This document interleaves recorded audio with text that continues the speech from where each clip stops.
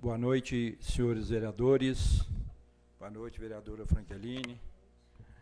Nosso assessor jurídico, doutor Edmilson, funcionários da casa, Rafael, Leandro, Ranieri, Nelson e Magali, aqueles que nos honram com sua presença aqui nesta casa, o ex-vereador Sebastião, aqueles que nos acompanham pelas redes sociais da Câmara, o nosso boa noite e muito obrigado por estarem acompanhando os nossos trabalhos. Eu gostaria de agradecer aqui ao prefeito pela resposta que me foi enviado aqui a respeito de um ofício, um requerimento que eu enviei à prefeitura a respeito dos repasses do município de Jaci para o CISLAB, o Consórcio Intermunicipal de Saúde. E eu gosto de verificar a documentação, eu não peço a documentação só para ficar aqui na gaveta. Então, eu estive olhando aqui os documentos, as consultas, os exames, tudo que foi gasto com o CISLAB no ano de 2024. Então, eu recebi os relatórios enviados pela Prefeitura, né, do dia 1º de janeiro de 2024 a 31 de dezembro de 2024. Foi firmado um convênio, um contrato da Prefeitura com o CISLAB no valor de R$ 1.200.000. E a Prefeitura repassou ao consórcio um valor, já foi lido aqui até pelo Ranieri, um valor de R$ 1.104.662,12. Então, esse valor repassado ao CISLAB estão incluídos aqui nos relatórios que a Prefeitura me passou, que eu estive olhando aqui, consultas, exames, cirurgias, internação, cirurgias até de animais, que no caso o centro de zoonose, tudo isso está aqui na documentação que me foi enviado pela Prefeitura, né? Então, tem algumas aqui, tem uma, na primeira folha que eu vi aqui, tem uma cirurgia, uma fratura de tíbia e tíbula, no valor de R$ 10.000. Tem aqui embaixo uma consulta de psiquiatra, R$ 96. Estou só citando algumas coisas, para vocês verem que eu gosto da transparência. Então, foi me enviado toda a documentação, e eu analisei, estou olhando aqui a quantidade de exames que foram feitos. Então, tudo está dentro das planilhas que o consórcio CISLAB enviou para a Prefeitura, através da Secretaria de Saúde, me foi enviado. Então, eu me dou por satisfeito as informações prestadas aqui pelo Executivo a respeito das despesas com o CISLAB no ano de 2024. Repito, o convênio seria na faixa de R$ 1.200.000, a Prefeitura, as despesas com os exames, com tratamentos, cirurgias, ficou em R$ 1.104.662,12. Quase atingiu R$ 1.200.000, mas ficou aquém dos valores que foi assinado o contrato. Então, eu me dou por satisfeito. Verifiquei que as despesas com o CISLAB, e mais uma vez agradeço ao prefeito Nelson as informações prestadas e a sua equipe. Outra coisa, na nossa reunião passada, falou-se muito aqui a respeito da CEMIG e das constantes interrupções de fornecimento de energia elétrica. Já foi enviado um ofício aos setoristas da CEMIG, aqueles que são os responsáveis pela regional de Varginha, e também a Flávia, que é a responsável aqui em Lavras. E eu já obtive a primeira resposta da Flávia, eles já estão tomando providência, vai ver o que está ocorrendo, para nos enviar aqui uma resposta mais concreta do que vai ser feito para resolver esse problema da CEMIG. Como eu já havia dito aqui na reunião passada, me parece, quando eu fui vereador no mandato passado aí, a CEMIG, essas constantes interrupções de fornecimento de energia elétrica no município foi caso de polícia. Então, foi tomado as providências na época, se resolveu o problema. E ficou um bom tempo sem ter problema de falta de energia elétrica. Mas o problema agora, nos tempos para cá, está voltando.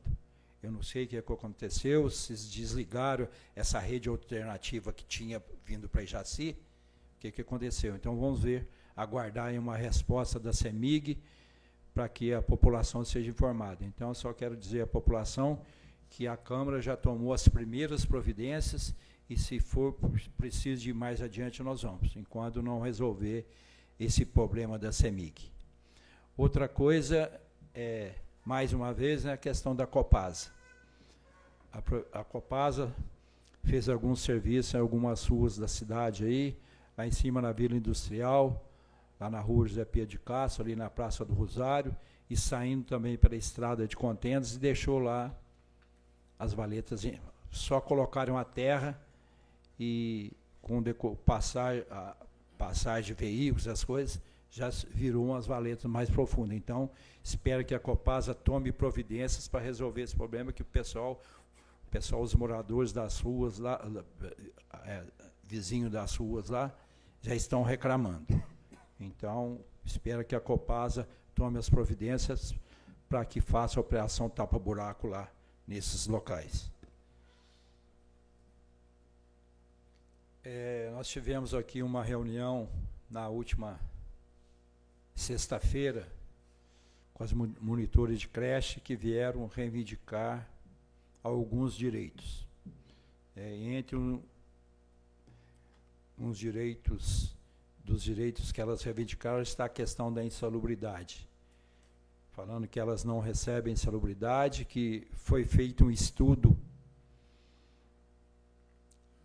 para verificar o grau de risco, só que, segundo informações das monitoras, ninguém foi lá na creche para fazer os levantamentos, foi feito à distância. Então, nós estamos pedindo esse documento, a documentação, PCMSO, LTCAT, PGR, para a gente saber o que foi feito e para a gente ver se essas funcionárias, essas monitoras de creche e as outras pessoas que trabalham lá na creche, se têm direito a esse adicional de insalubridade. A gente não pode julgar sem saber, né?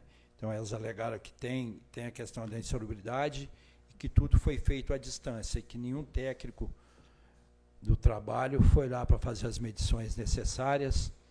Então, nós estamos tomando providência aí, atendendo a reivindicação dessas monitoras. Elas fizeram uma outra reivindicação para nós sobre questão de horário. Eu estive na prefeitura na sexta-feira à tarde, fui lá conversar com o senhor prefeito, e, segundo informações, essa questão do horário, infelizmente, a prefeitura não vai conseguir mexer, porque elas já tinham horário quando foi feito o concurso de 40, me parece 40 horas, 48 horas, me parece, e já foi reduzido para 30, e não tem como mais reduzir. Então, a gente já procurou se inteirar do assunto para ver o que poderia ser feito, mas, infelizmente, as primeiras informações que a gente tem da prefeitura é que essa questão do horário não vai poder mexer, né? Mas essa questão da insalubridade, da questão da insalubridade, a gente está olhando para ver se elas têm mesmo direito. Se tiver direito, a gente vai cobrar do executivo para que seja repassado. Outra coisa também que elas levantaram com nós é a questão de recreio nas escolas. Foi cortado o recreio das crianças nas escolas. Eu, até agora, não sei o motivo, não sei se tem embasamento legal, então é outra coisa que a gente está pedindo informações à prefeitura para saber por qual motivo foi cortado o recreio dos alunos das escolas municipais.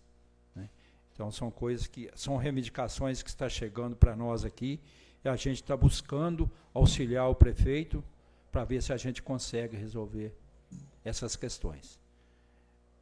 Já foi muito falado aqui nas outras reuniões, vou voltar ao assunto. É a questão dos salários de muitos servidores que fica aquém do valor do piso nacional de salários. Eu vou ser sincero, aqueles que estão reivindicando, a questão está muito complexa. Está um balaio de gato danado. Eu não sei por que a Prefeitura de Jaci deixou chegar num ponto desse a questão dos salários de funcionários. Está sendo feito um levantamento, segundo o procurador, o Dr. Jaderson, eles estão fazendo um levantamento. Eles nos pediram até agosto, né, vereador Luiz Rogério? O prefeito esteve aqui na Câmara, pediu até agosto para resolver esse problema. A gente quer uma certa urgência nisso, porque salário é coisa sagrada. Então, a gente está tentando aí, junto ao executivo, auxiliando, quando eu vou lá na prefeitura, converso, e a gente passa algumas ideias. E uma coisa que a gente notou, a gente foi entregue aqui para um vereador aqui da casa, uma planilha com salários de alguns funcionários. E eu vi as aberrações nessas planilhas. A discriminação com alguns funcionários. Se tem na gratificação, se soma os vencimentos, as vantagens, as gratificações, de 1 a 5 para chegar no total de 6, por exemplo. Tem alguns, para chegar nesse total de 6, que seria o salário mínimo, alguns eles cortaram uma vantagem e aumentaram o valor embaixo, e outros eles aumentaram as vantagens. Então, para uns eles diminuíram, para outros eles aumentaram. Então, está um angu de caroço danado. Está muito difícil. Deu para notar, nessa planilha que veio, eu olhei algumas meio rapidinho aqui na sexta-feira, e a gente dá para sentir discriminação. Eu ainda brinquei com o pessoal aqui na hora, falou, quem passa batom ganha, quem não passa batom não ganha. É um termo meio pejorativo, mas foi o termo que eu usei para ela, então não vou, que eu usei aqui com o pessoal que estava aqui reivindicando, e tinha homem também, não tinha só mulher, não, tinha homem também reivindicando os seus direitos. Então são coisas que a gente está olhando e está tentando, porque essa questão do salário aí, abaixo do piso nacional de salário, é o piso nacional de salário mais as vantagens. Agora, de uns, eles estão tirando a vantagem, dando uma outra gratificação para se chegar ao piso nacional de salário. Aí fica só naquele piso. Outros, eles não tiram, aí está ganhando mais do que o piso. Então, a discriminação está mostrada lá nos documentos que foi enviado aí um colega nosso, vereador. Tá? Então, peço aí os funcionários que tenham uma certa paciência, mas que continuem cobrando. Direito é direito e a gente tem que cobrar. Essa questão aí do reajuste do funcionalismo, nós vamos dar aí a segunda votação hoje.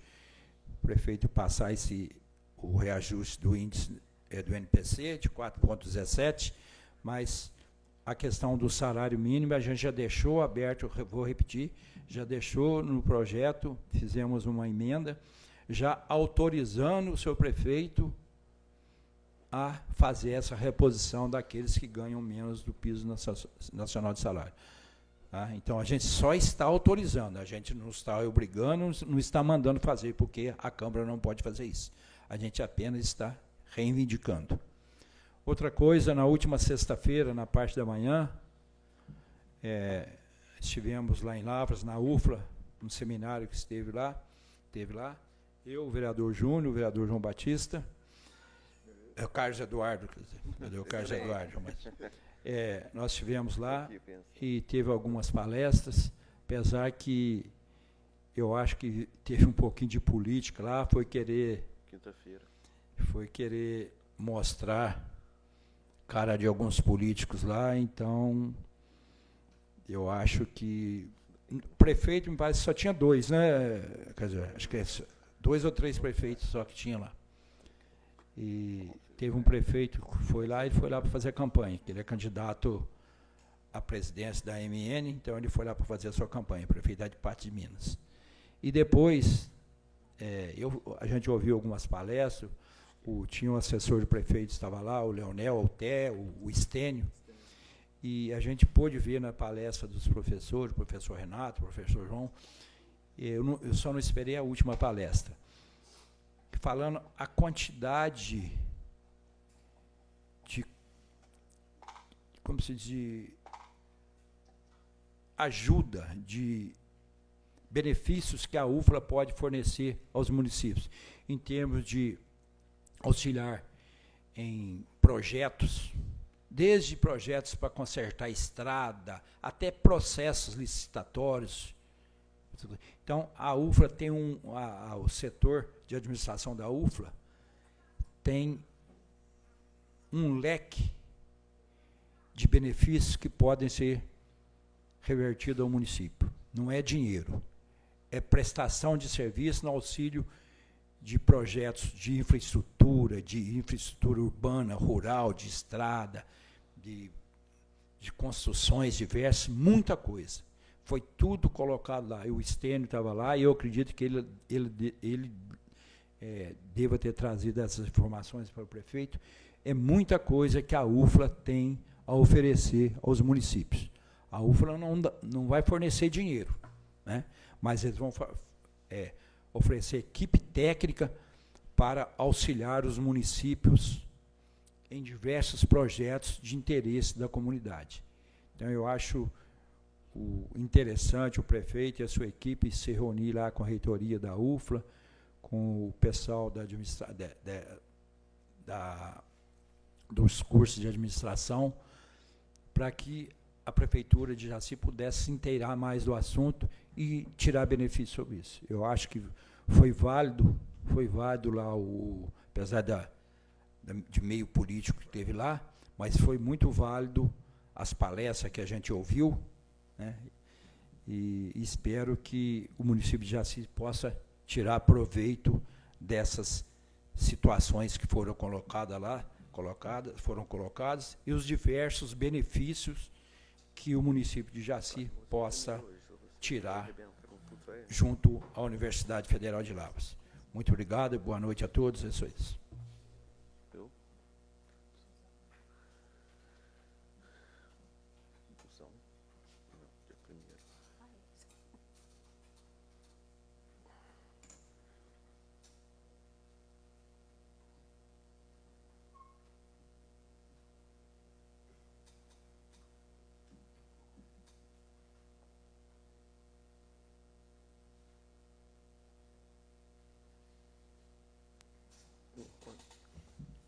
Vereador Carlos Eduardo.